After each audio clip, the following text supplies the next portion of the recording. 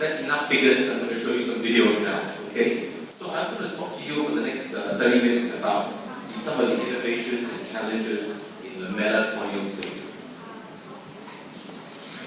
These are my financial disclosures. So, corneal lamellar surgery is still a long, winding route. It's a revolution, but it's still very much in evolution. So, there are still a lot of challenges.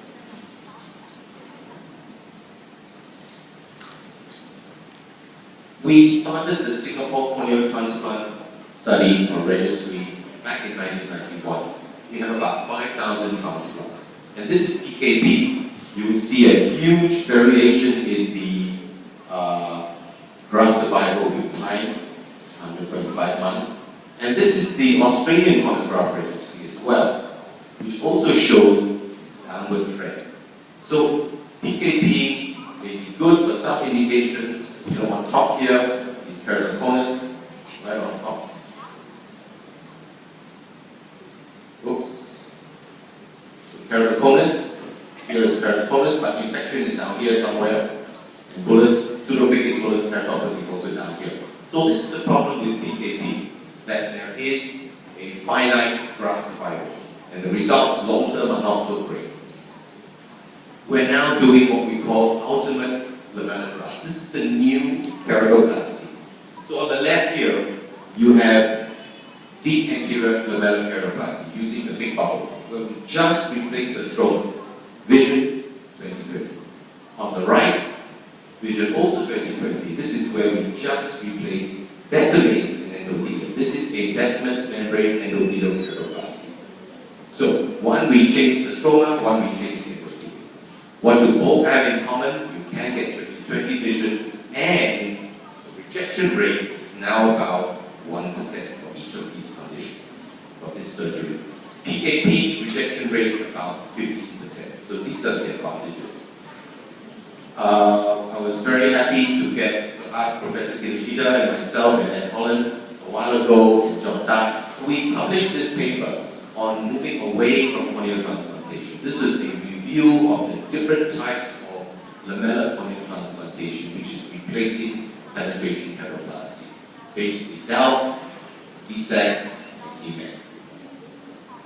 This paper just came out. Article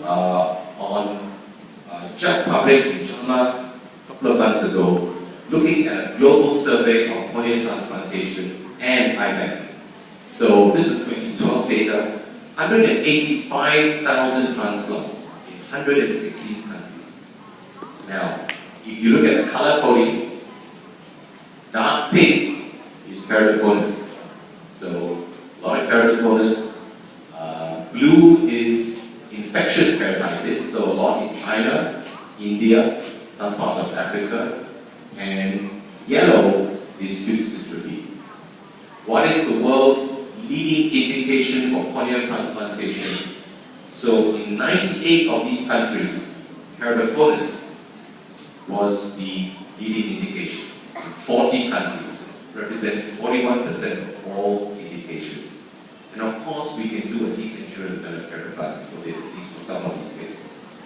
But in reality, the actual total number of transplants performed was greatest for Fuchs dystrophy, 39%. And that's because there's a lot more transplants performed in the US, and in Canada, and in Europe compared to the rest of the world. So here again, Fuchs dystrophy, now people are performing TMEC surgery. So you can see that disease indications allow themselves more and more for both DELP and for TMEC as well. So what about the type of keratoplasty, what was done in 2012? Well, lamellar grafts, whether it's anterior lamellar keratoplasty or endothelial keratoplasty, constitutes about 30%. That's quite high. All right, in the US, DSEC is about 55%, but 30%. 7 countries had more than 50% lamellar surgery. The highest ratio was Singapore, Denmark, Switzerland, and Norway. But 1/3, 33% of those 116 countries did not perform lamellar surgery at all. So we are still in a transition. If we look at our data, which at around the same time period, you see these are percentage adoption of EK, endothelial keratoplasty by country. You see on the top here, Sweden, US, Singapore, Japan, about 40 to 50%. On the bottom there, Thailand, China, Philippines. Okay? Same thing for ALK, anterior lamellar keratoplasty, wide range. On the bottom here is the US, basically just 2% performing ALK. But China, Singapore, Brazil, Italy, much higher percentages. So we are still, the whole country, all these countries are still in transition. In Singapore, this is what our trend has been. We have switched a lot to lamellar surgery. So in the early 90s, in grey, it's mostly all PKP. I started to introduce ALK very early on, but just in small numbers. You can see ALK green here. And then we started our DSEC program in 2006. So, and then DNEC on top. So last year, only about 58% was endothelial keratoplasty. DALK was about 37%, and PKP only 15%. So much fewer. This is what everybody did. Now, before you get too excited about how everybody is shifting towards EK and ALK, you have to look at some reality figures, a reality check. This came out last year. The Australian Pornograph Registry showed that the EK and DALK cases have much poorer graft survival. You can see this is Fuchs dystrophy. PK is much better than EK.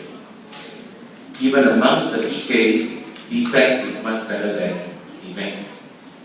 And in terms of, this was for all grafts, PK versus DALK, you can see that DALK results are worse. So the Australian Pornograph Registry showing this is the real world result. Multiple surgeons at different stages of the learning curve. Alright? And so they said, be careful. You are doing lamellar surgery, their results are not as good. So this teaches us something, that it's all about how you do the surgery and the learning curve of these operations. So initially when you do them, you may not be so good. The result is you get more and more experience, you get better results. You see, our results are very different. So this is the Singapore corneal transplant study results, and we have about looking at 8 surgeons and 36 corneal fellows, all starting off their surgery. We follow the same protocols. Alright? And initially, the graft survival for PK, ALK, and EK all about the same, 91 to 95%. But as you go down the years, you can see that PK goes down to 76%, down to 66% in year 5.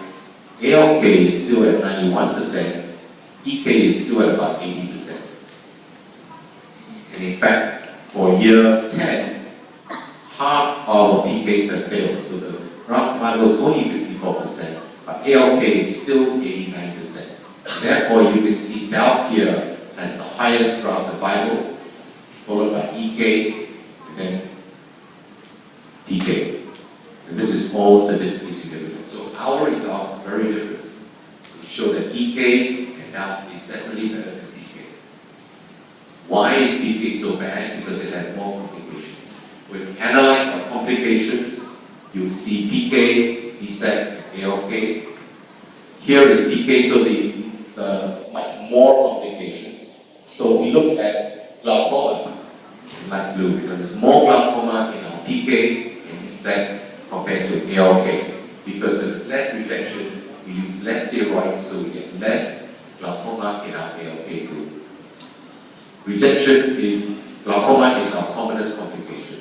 Our next commonest is allograft rejection. Here you can see that PK, 10% compared to DSEC, 4% compared to ALK, 1%.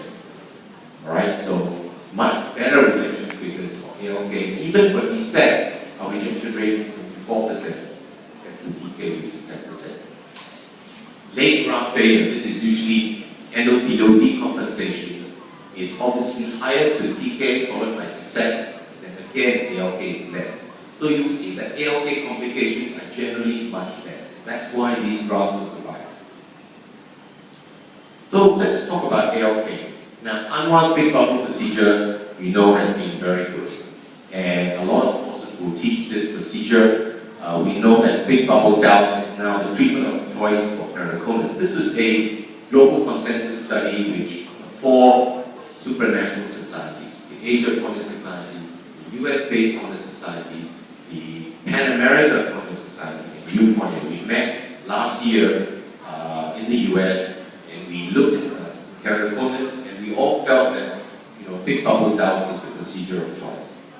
And the idea of creating that lamellar separation with a big bubble is so nice. When it looks like this, where we have a big bubble separation. Okay, now I'm not going to show too much of this surgery because when you start, you have a lot of challenges again. And you're more likely to collect a lot of videos like I have of problems. The learning curve, the perforation rate, that means perforate decimates could be as high as 39% in some studies, or you fail with a big bubble, you have to convert to PK 40% of the time. So there are challenges with this operation. It's very big learning curve. And these are the wrong bubbles. This is perforation into the anterior chamber. This one, sometimes you inject air and you get no big bubble. You keep injecting air until you cannot see anymore when you've got a big bubble. Here, as I cut with scissors, I perforate. You can see the fluid there, perforation. And here you can perforate just with VSS cannula. Okay, so these are all the disasters. And so this is the challenge. So there is very much learning curve. One has to learn this technique. So today it's very demanding still. But if you look at the overall results, so this is the Australian phonograph registry, right? I showed you already that gout is not as good. These are our data. I already showed you this. But if you look at the 10-year survival for anterior stromal dystrophies in our series, gout is almost a straight line compared to PK. And even for herpes simplex keratitis, for HSV keratitis or scarring, gout is still much better than PK. Big reason is the lack of endothelial rejection. So this is a patient with keratoconus who developed stromal rejection, but we still want to loan this patient can clear. You don't have to repeat the transplant. And over the years, we've expanded the range. We can do manual or pre-decimatic gout now for keratoconus with hydrox. We can use it for infection before there is perforation. And we can maybe even use it for ocular surface disease. With this case, this is a child with blepharokeratitis with a leaking decimeter seal. So we can even perform gout. So I'll just show you this patient. This is a 12-year-old girl, already perforated, but we do one layer manually. This is a marginal blunt edge dissector.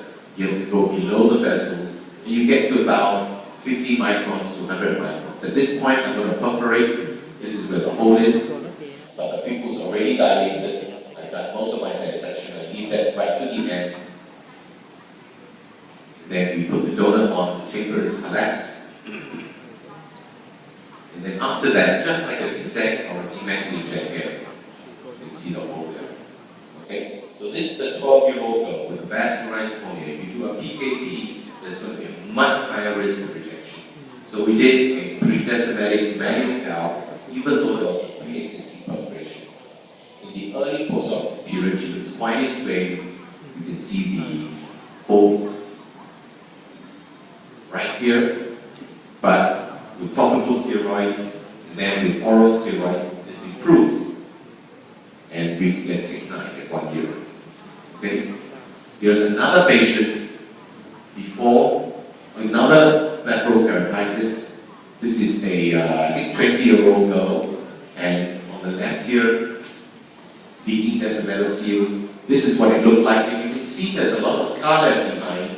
This is the hole. And after some time, you get stromal remodeling, you get 6-9 vision. So we are preserving the endothelium. The rate of rejection, 1%. So we saw some cases. What about peripheral observations? So we saw some cases of Lawrence this morning. They all look like this. In fact, that lady we saw looked very much like the one in the middle here. This is actually more like a terrier type of Lawrence, as Professor Kimishima mentioned. And we can do what we call match and patch anterior lamellar grafts. So here we have these what we call C-shape, what I call the banana grafts. Right? And we can match the defect and patch up. When we match the banana shape, how do we get that shape? So this was something we published back in 1997 in AJO. You get a glass ball, orbital glass ball, size 14, you wrap it in cloth with rubber bands around, and that's your visual chamber maintained. You can stitch the cornea on, and then you can match whatever shape you want. You put in the chopping block, and then we can do the lamellar dissection, you can use the funds. This is what I was talking about earlier this morning. This is a patient with pellucid marginal degeneration. We describe this compressive C-shaped lamellar keratoplasty. So imagine inferior ectasia where it's bulging here. You can see it's about 4 clock hours of bulging. It's about 14 diopters against the rule. We can do a deep lamellar dissection, but here, this is the graft. This graft is smaller than that. Okay? So we can patch this, but we have a smaller graft. This is compressive, so we will bring in, just like tightening your belt. Okay, so let's have a look at the video. So this is a Terriers, but this could be very easily what this morning's patient has. You can see very thin. These are just marking trifines. We don't want to perforate, and we just want to gently get around the edge. You see the middle here, this is just decimate. Now, nowadays I would use alcohol to remove epithelium. So this is a bit risky. This is a crescent blade, but if you're very careful, even if you perforate, you can still continue. Right? But you can see there's almost just epithelium there. So this is the banana shape, and this measures the width 4 millimeters. Okay? So remember, this is 4 millimeters. Now for the graft, the donor graft, I'm measuring 3.25 millimeters. So narrower now. Okay? And then the same marking trifines. In this case, I'm going to do a full thickness, and I leave one edge long. So one side is round, and I leave the other side long, because it may not fit. I want to match it on the donor. You stitch it in place, and you'll see that these sutures are very tight, and because the graft is narrower, then this diameter of the graft is narrower. This is now with the ruler stiffness in the periscope. Okay, so with the ruler stiffness, with these tight sutures, then post-op, if it's very tight, after a few months, you can start to release the sutures. Alright, so you convert against the rule to with the ruler.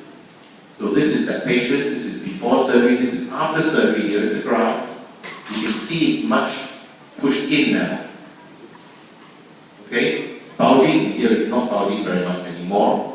Post-op, pre-op, this was against the rule of stigmatism, 17 diopters on topography. Post-op, 1.5 diopters with the rule, 2030. 14 months follow-up, and then hereby I have the same. And these are just the same paper with 2 cases of pellucid, 2 cases of Terriers, pre-op cylinder, post-op refraction. So this is your compressive C-shaped graft. Now, of course, for Morans, there's also systemic therapy. Okay, in this case now, I would also need limbus behind, just like Professor Kinoshita described the keratoplasty procedure. Now, you can use this for this patient.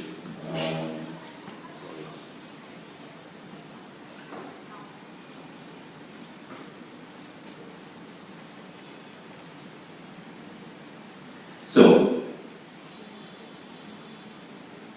this is keratoglobus. Have anybody seen keratoglobus here? It's very rare. You get quite a few in the Middle East.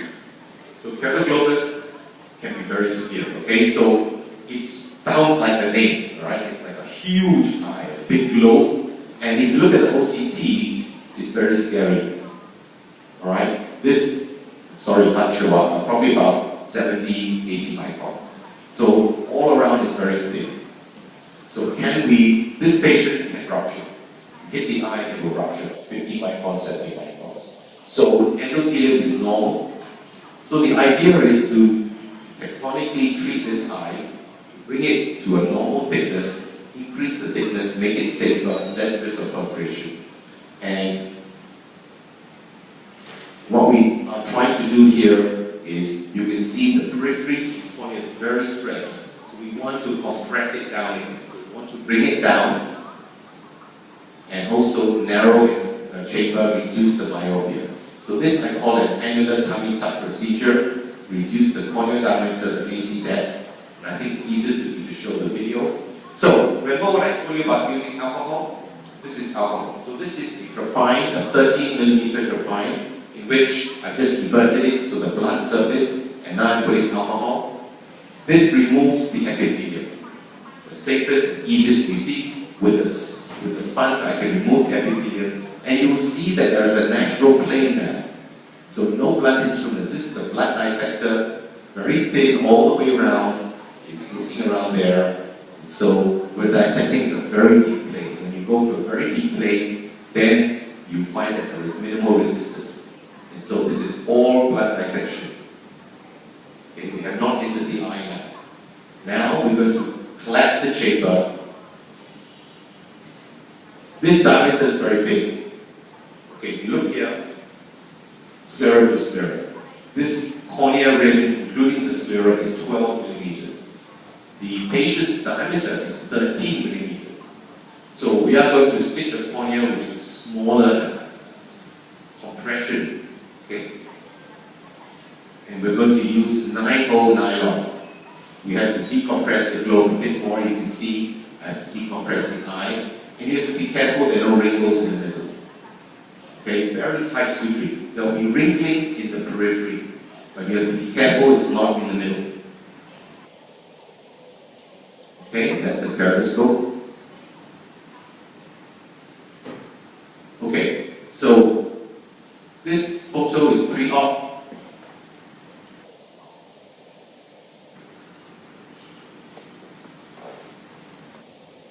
On top here, on the top right is pre-op photo. On the middle there is post-op. Okay, you can see we compressed it. So this is before surgery. This is in the early post-operative period. You can see the AC quite shallow. We have compressed everything. So you have to be careful with glaucoma. But after a few months, the AC deepens. And so this is a much, much better result. Okay, so this is the globus. You can use a deep anterior keratoplasty.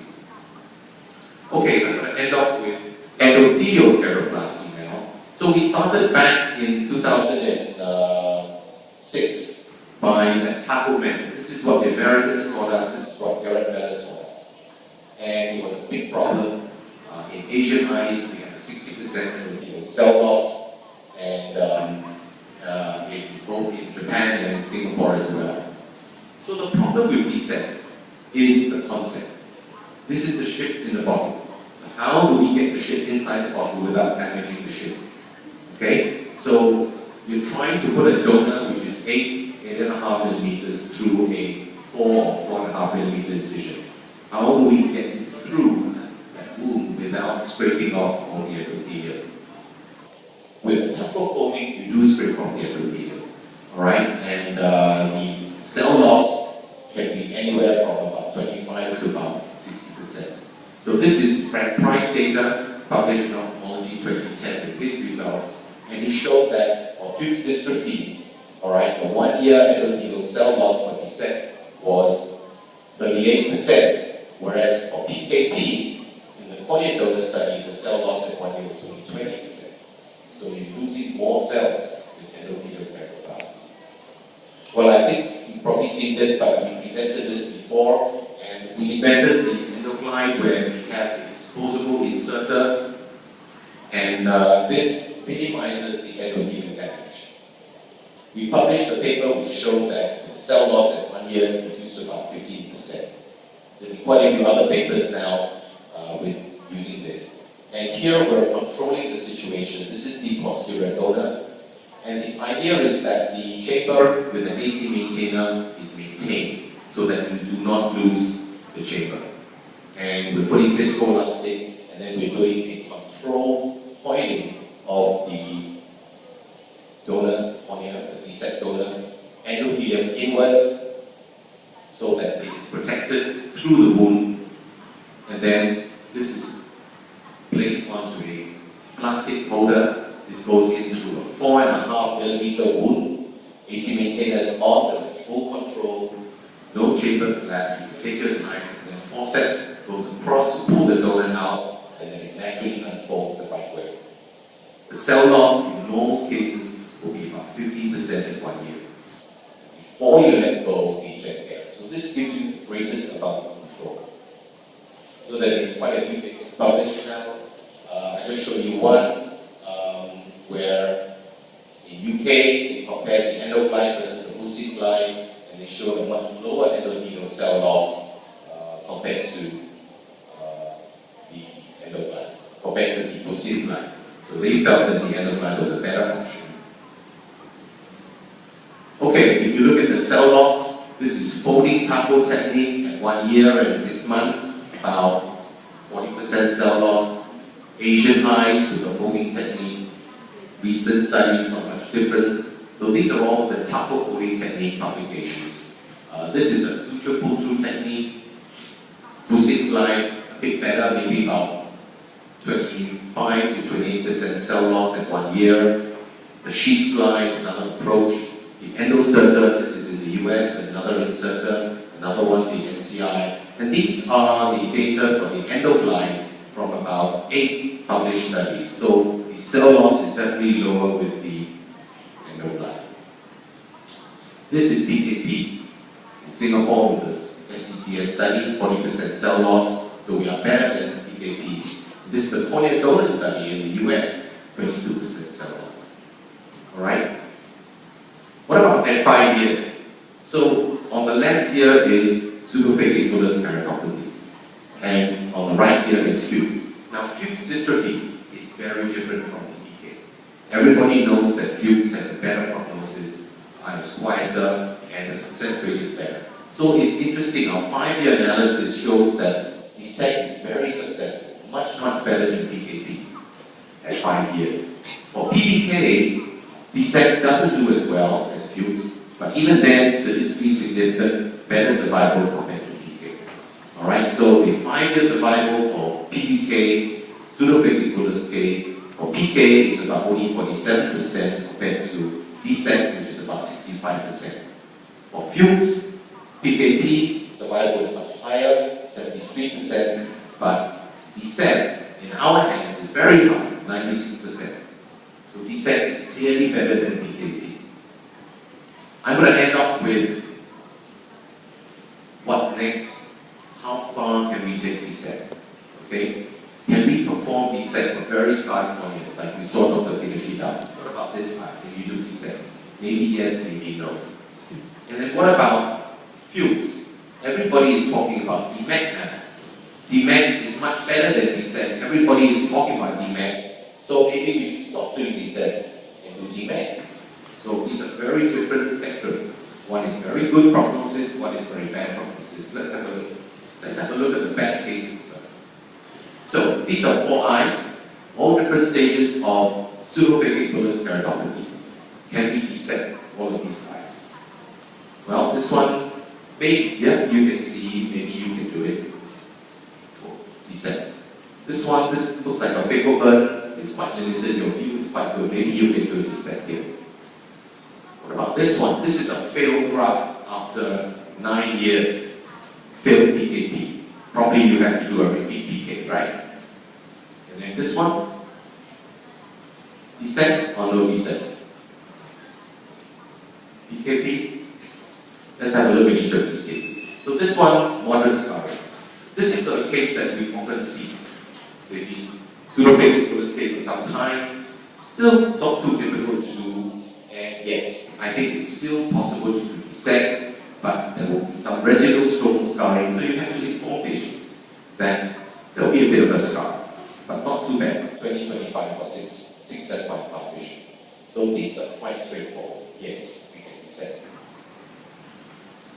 Some of the problems that you see, the scarring, is due to a chronic inflammation episode, multiple chronic ruptured bullae, which causes raised or dystrophic scars. This is an OCT of a very severe scar over Bowman's membrane. And OCT is very useful because you can tell that underneath this Bowman's membrane is intact, maybe it's a bit thick, but there is a pannus on top. It is superficial to Bowman's. And this sort of patient, you may be able to scrape the epithelium and the stromal scar first. Alright? Like this. This is that patient with a failed PK, which I told you we thought we had to do a repeat PK. So be very careful. The adhesion is at the graphose junction, but if you look central, it's very easy. You can just peel this off. This is a very thick pannus. You have to be careful not to separate the graphose junction here. But now you can see a little bit of the iris and the pupil. And so this is now, I think, almost dissectable. So we did this topically a week before the dissect. We peel and then we have a look. If it looks okay, you can still do a dissect here. You don't have to do a PK. Right? And you can see intact Bowman's of the graft. See that? So this is pre-op, peeling. This is what it looked like at the end of surgery. So after about a couple of weeks or a month, under a bandage lens, we then did a dissect. Dissectable, right? What about these cases?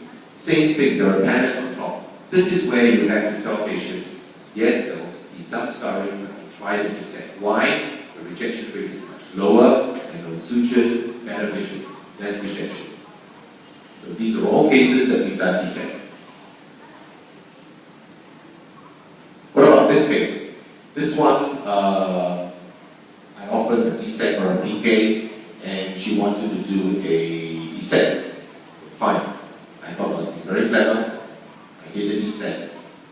And it looks quite okay. The scar is better. Okay? Much less scarring, still some haze. But vision is only best corrected 20/60. So the edema SPN was very thick, now it's thinner. There's reduced stromal haze, but a lot of distortion is very flat here. Okay? The cell count looks very good, so the dissect is working well. In fact, cell density is 3,000. Here you can see the scar. And so some of these cases do not do so well. You have to be careful about distortion of the cornea. You can see the folds is very much flattened on the stroma. So in this case, patient was not so happy. And so you can then perform without to remove the stroma. You clear the endothelium first, and then the irregular stroma you can replace. Alright, if you do this carefully, the risk of rejection is not that high because you're performing a doubt. Let's have a look at the surgery. So this is the partial thickness. Okay, so you look carefully, this is your dissect graft. So that measures about maybe 8.5 or 8.75. You have to refine within the dissect graft, okay? Because you do not want to dislocate that. You want an intact dissect graft. So this graft diameter is probably maybe about 8 or 7.75. And then you carefully dissect to find go right down to the dissect stroma. Okay, this is the Sinski hook. When you find that zone, suddenly you feel no resistance. Okay, so what I'm doing now is I'm just removing the entire stroma, almost like a LASIK flap. Be careful not to dislocate the donor. That's it. Put the gout graft on now. So this is what it looks like. Okay, so this patient gets 20/30 vision, cell count is still 2200. Okay, so you can do dissect and then go back to that. It's still possible. Okay, finally, DMAC. Is anybody doing DMAC here in Vietnam yet? Probably not. That's a good reason why you're not doing DMAC. DMAC is not so easy, right? So DMAC is very interesting. If you go to the US meeting in Europe, everybody presents on DMAC as though it's the next best thing. Okay? It's more anatomically correct, with better vision and less rejection. See, this is a beautiful case of DMAC. But be careful. Right? We've been quite slow to look at DMAC. If you look at in the US, demand represents only 6% of all the graphs. You can see dissect is 50%. This is PKP. So over the years, the number of dissect is stable. Oops, sorry. But demand rising up, but maybe in the whole of the US, only about 200 or 300 cases here. Okay, so demand is much smaller scale. It's almost like cataract surgery, monofocal versus multifocal IOL. You hear so many talks on multifocal IOL, but probably the percentage of multifocal IOL put in is maybe about 5 or 10%. Same thing. So there's a reason why demand is not that common. Because of this. This is the problem. Frank Price says this is fun. I don't think it's fun. Mark Terry says he calls it decimates down. So here, you just have decimates. You don't know which way is inside out, which is up, which is down. You have to put in some hair or some BSS. You tap, you open up. Maybe it opens, maybe it doesn't. This procedure may take 10 minutes. It may take 1 hour. Okay? So it's what I call, okay, so Garrett Mellis, who invented this, who thought that you can just put a piece of best base and broke. But we're back to pavement surgery. Very primitive. You can only use air and a PSS. Okay? And so this video can go on and on and on. This is what I call scary surgery. Do you think everybody can do this? I don't think so. There has to be a better way. There's a much higher complication rate, much higher rate of what we call iatrogenic primary graft failure, up to 20%, because the endothelium gets damaged. You get a higher cell loss, it's about 40% cell loss now, and dislocation up to 60%, because you're handling the decimates. So this is not ideal. What's more important? The advantage is that so thin there is no interface, and so you get a higher percentage of patients with 6/6 vision. So is that more important or cell loss? And what about rejection? Here there is a major advantage. The rejection risk for DMAC is probably about 1%. For DSEC is probably about 4%. Okay, so why is DMAC better? Well, we definitely are showing that you can get very good vision, probably about the best quality there is. And there's less rejection. And you don't need pre-cut tissue. Those are the 3 reasons why you should be doing DMAC. Okay? Basically, rejection is 1% or less. Why is DMAC worse? Because you get cases like this. This is a graft failure, one of my failures of DMAC. It is difficult to do. Very challenging. You have to strip the donor and sometimes it tears. Sometimes you have to take a long time to get to learn this procedure. Because you have to manipulate the decimates, you have to have cases which are relatively mild so that you can see. If you have severe pseudophakic scale, you cannot see the anterior chamber, you cannot see the donor. So it has to be only reserved for mild cases, and they have better vision in the first place. The problem is young donors, we now know, those below 40 years old, they are very strongly adherent and very hard to strip from the stroke. So much likely to tear. Also, diabetics, more likely to tear. So your donor pool is much less.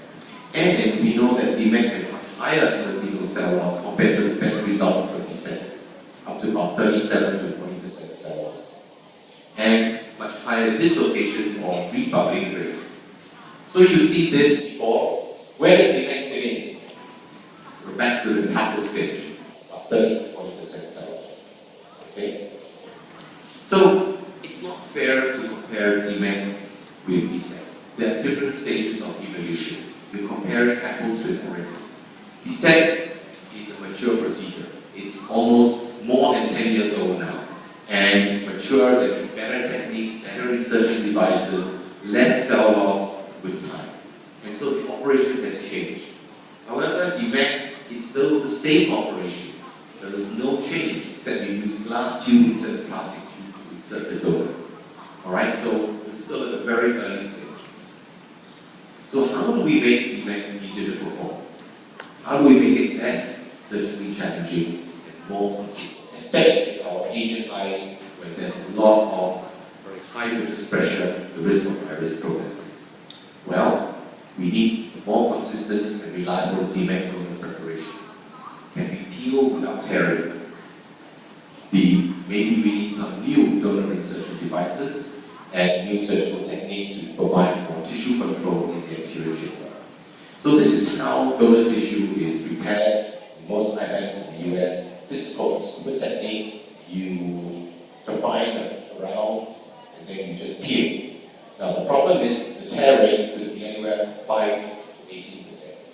Okay, it's tears, and that means you cannot use the tissue. And Friedrich Kruse has shown these interlocking pegs. That's why some of these will tear. So we need to get a better technique.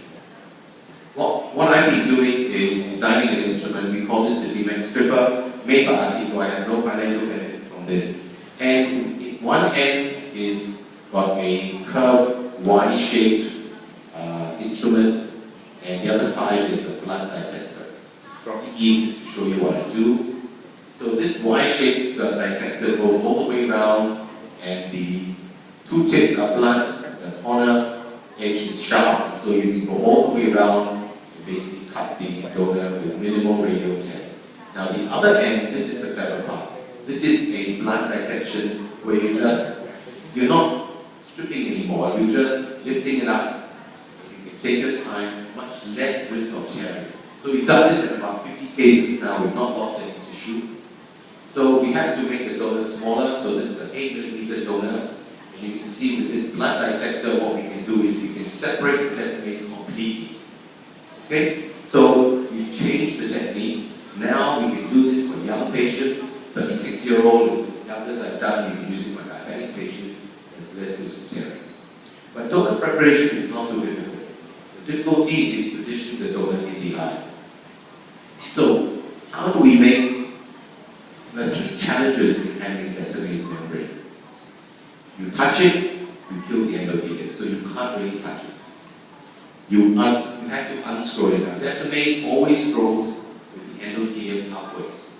So you have to unscrew it in the eye. That's really difficult. That's the most difficult part. And then finally, it's very delicate. It's flimsy, it wrinkles up. Okay, you don't know which way is up. So why is it so difficult? Why does it do that? Unlike we said. And the reason is quite simple, because there is no stroller. In the set, we have a piece of stroller which gives it a form. So it won't wrinkle up, it won't scroll up. So, how do we make DMAC tissue easier to handle? Put back the stroller. It's exactly what I've been doing now. If you put back the stroller, it prevents the donor from scrolling inside out. Prevent it from wrinkling, and you can hold the stroller. So I'm going to introduce what I call a hybrid DMAC. Now I call this hybrid DMAC because it is DMAC, but I'm using a dissect procedure. You can see we use the same endoglide procedure. So I call this HDMAC. So what is it? I'm using something I'm used to. I've been doing dissect. It's the same technique. So it is a standard dissect technique. It shortens the learning curve if you're already experienced. And you avoid the scrolling. If you avoid the scrolling, you don't have to unscroll. We think it reduces the AC manipulation time and potentially have a low endothelial cell loss. So what's the concept? I use my standard endoglide dissect technique. I use pre-cut dissect tissue, exactly like dissect. The only difference is I pre-strip. I'll show you in the video. And then I coil it into the eye, and same pull-through technique. This time I'm only putting the desmoids in. And then the dissect tissue really just becomes a carrier. Let's see this. Okay, what are the advantages? So, like with the endoglide, with the dissect, I'm holding onto the donor. Once you hold onto the donor, there's no chance of it being upside down. You have better control with the anterior chamber, and that should lead to less damage. So, if I'm going to do a DMAC, I'm going to order corneal tissue which is already pre-cut and dissect. Okay? The only difference is before I start the operation, I will strip. Just like what I showed you, you can see it's a pre-cut donor tissue. I'm now stripping Descemes, so it is free and separated. Alright? So this is before we do the procedure with the patient. So this is my donor preparation. I prepare this in the operating theatre. So the donor has got pre-cut tissue and I strip the Descemes free. Okay? Then I load it into the endoglide, both the Descemes and the stroma, but they are loosely attached. Okay? So this looks just like we said. There is stroma and there is endothelium. And what happens is that it behaves like normal. Now the difference is here. I'm only pulling out the Descemes. The stroma stays inside. And this is the right way up. I'm holding on to the Descemes. You cannot scroll the wrong way out. And the AC is quite shallow and I inject air. This is an unedited video. That's it. I've done the neck. Okay, I just have to unfurl it out. And then I inject a bit more air. And that's right up to now, and then I let go. So that is the neck procedure. Just like we said, I'm just pulling in the Descemes. So this provides me a lot of control. This was our first case that we did last year. This is pre-op. This is dissect phaco under local anesthesia. Pre-op count fingers vision. This is what it looked like on the first day. And this patient at 6 months has only got 50% cell loss. So I'm now getting the same cell count loss as I'm going to say. We've done another 15 cases, but sometimes it doesn't go so well. This is still not so easy. Here's another case where it's not so straightforward. So again, that's the stroma and the DMET graft. It's separated and it looks fine. You can coil it in as per normal. And this looks the same. Okay, so remember, you have both the stroma and the Descemes, but in the eye, you only put in the Descemes. This goes through the same 4.5mm sterile wound. The difference here is we keep the AC very shallow, so the AC maintainers are very low flow, because Descemes can swirl around. And here, I'm trying to grab the Descemes, leaving the stroma. There we go. And everything looks fine, looks exactly like the same. But this is the problem with Descemes. It is very, very delicate. And at this point, you see that the chamber is collapsing. I will tell my nurse to increase the flow into the AC maintainer. Okay, everything looks fine. Here you see the chamber collapsing, so I said, okay, increase the flow. It seems okay. Chamber's collapsing again. I tell her to increase the flow and watch. Whoa. Okay, what's happening now? I don't know which way it doesn't matter. I'm still holding on, remember. So I just hold it, and I just tap, and it's the right way up because I'm still holding on. And so even though this looks very scary and I can't tell where it is, just keep tapping. Have faith. I'm still holding on, you see.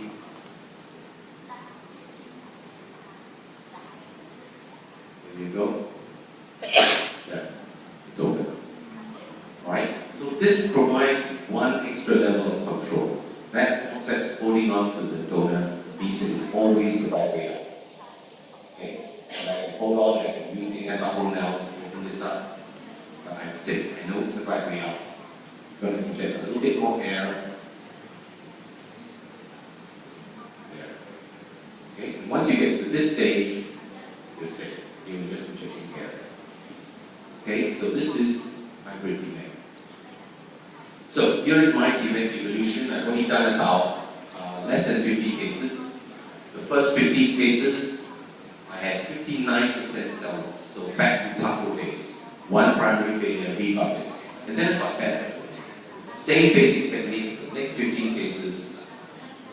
I now have a 40% cell loss. But now no primary failures and no rebubblings. But 40% endothelial cell loss is still not so good. The latest hybrid event technique I've just shown you, we've done 16 cases now. We're down to 28% cell loss, no primary failures and no rebubblings. So this is the learning curve. So I'm hoping that this is a technique which, with time, we can start to adopt. I'm going to do a few more cases to publish this, and then maybe we have So we managed to reduce the cell loss at each stage of reposition with minimal graft failure and rebound. So we still continue, and maybe I'll come back here in 10 years' time with different operation. Maybe we don't need all of this because we just get Professor Kinoshita to teach us how to inject cells, right? And then they just watch the movie. Okay, but at this point of time, we have more things we have to continue with our global journey. I think as more and more countries take on lamellar surgery, the selective lamellar replacement will come. This is the international trend.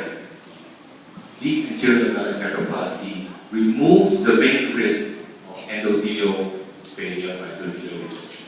It enhances long-term graft survival, but remains a challenging procedure. The development of endothelial keratoplasty definitely shows less rejection, less complications, better vision, and enhanced graft survival. But a recent registry study showed that the impact on the learning curve makes a big difference. These procedures need to be learned, and you need to track your own results to get good results.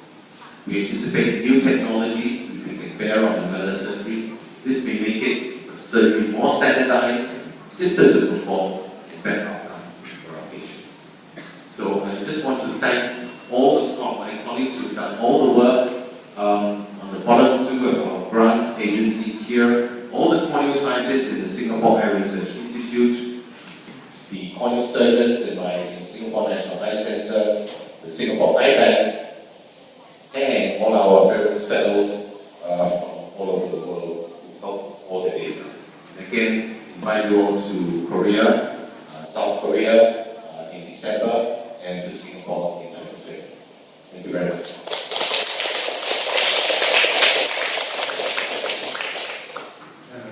Xin cảm ơn sư. Thì vừa rồi các bạn đã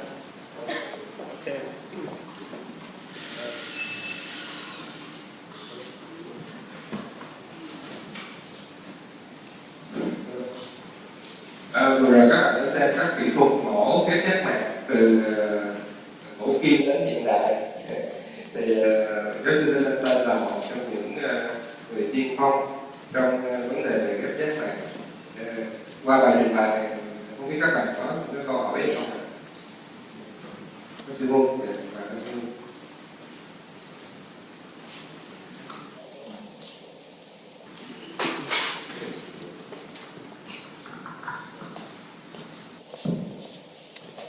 Firstly, I would like to thank you for the excellent presentation. And I got one case of keratoconus. Unfortunately, the case associated with brittle cornea. Brittle cornea. Brittle, perforated. Yeah, and brittle. And patient came with cornea tear. So I thought that it's very difficult to make a suture. So in your case, I'd like to know if it's any difficult with the suture, and because with keratoconus, the peripheral cornea is a little bit thin. So we got many difficulties with socket in the inside and how we make the suture. And about image, actually I got my one and my last case image with Robin. So the case as you showed, we don't know how is which way right side. Yeah. And at time the patient came to fail well, and we make dissect later. So it's better with your technique. I hope we have many chances for patients. Thank you for that. Thank you. Yeah, so that's the problem with demand, right? Because you don't know which way is up. And that's why you have to have a portable, you have a slit beam, or sometimes intraoperative OCT so they can see which way it goes. With my technique, you know it's the right way. So that's the issue. But it's still not so easy. I'm still learning as well. With regards to the keratoglobus, you're absolutely right. The maximum fit is always at the periphery, right up to the limbus. Okay, so I think the key to keratoglobus is to go beyond the limbus. And so you see me dissect. 13 millimeters.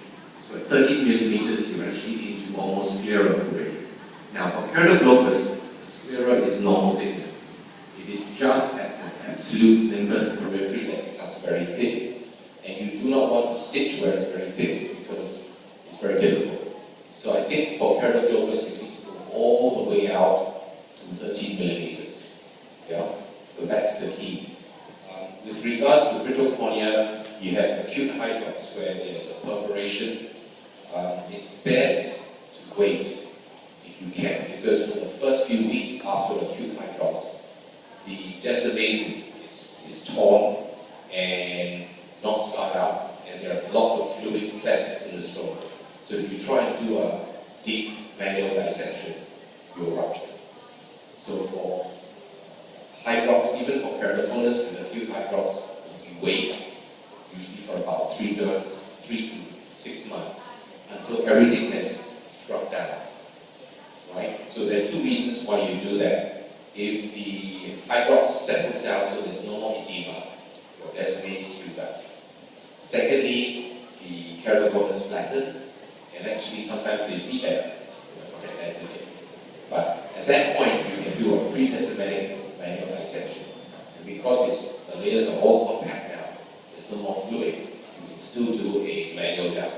So for acute eye drops or brittle cornea, we normally will wait about 3 to 6 months. Then you can do a manual dissection. Các bạn có câu hỏi.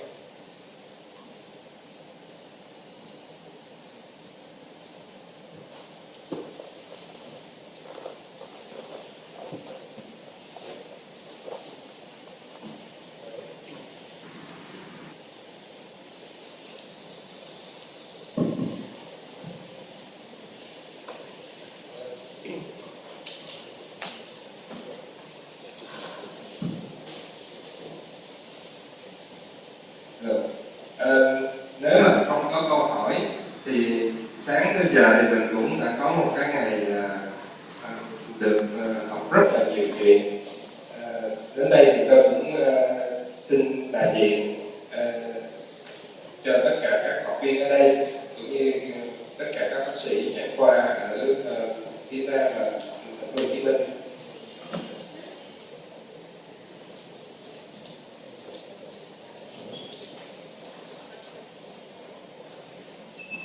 So I would like to big thanks to President Thách for leadership back. You're here to have a lecture and teach us many new things. I think we need some time to digest. And we hope when you come back, we have something new, something progress when we study from you.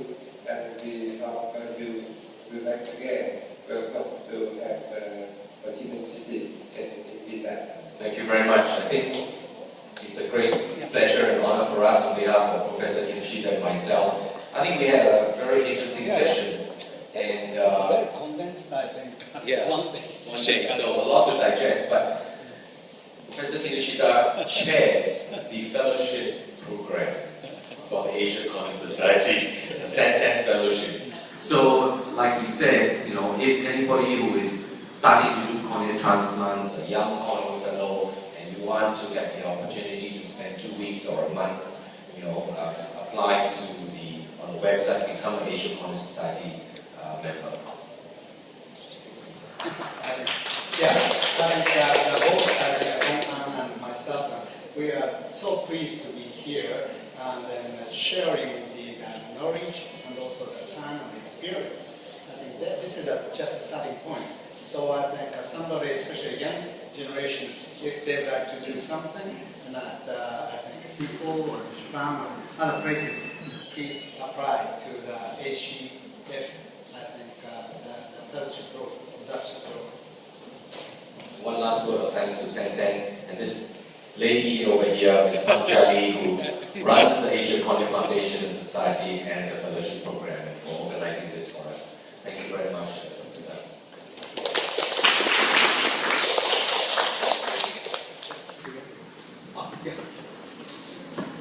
Mấy em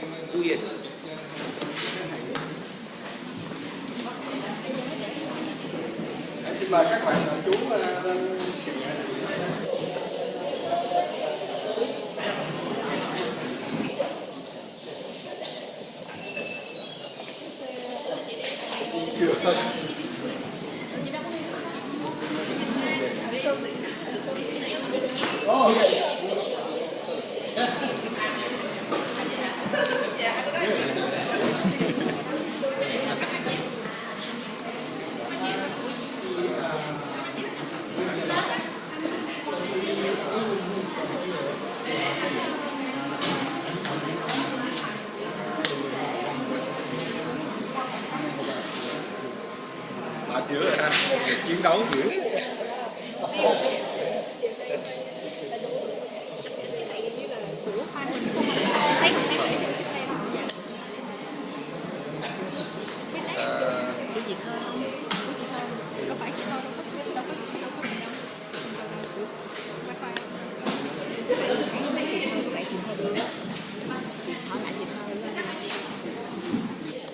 Biết của tao hay là của chị tao?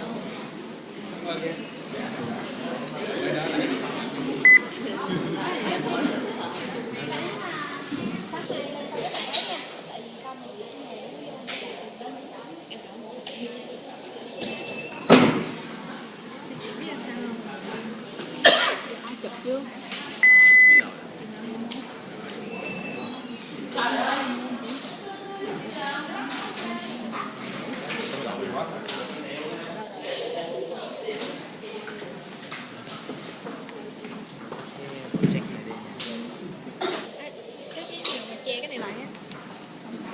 Cái đó trên kia.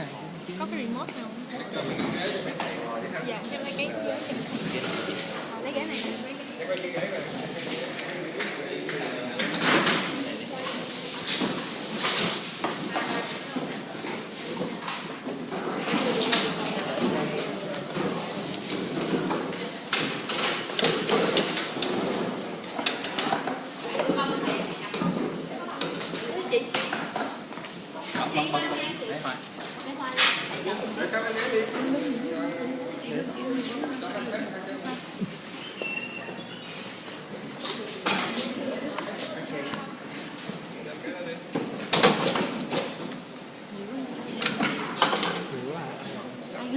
Mình lên rồi.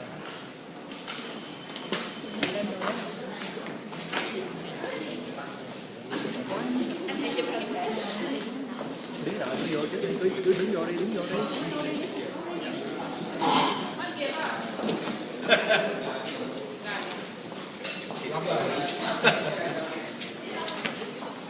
Hăng báo trước rồi.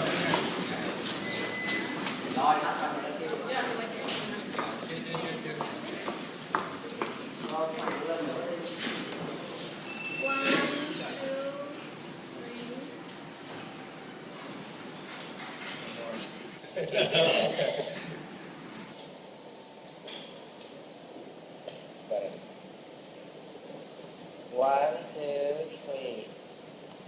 Kim chi. Again. Yes. Thank you. You are very good team. Very enthusiastic.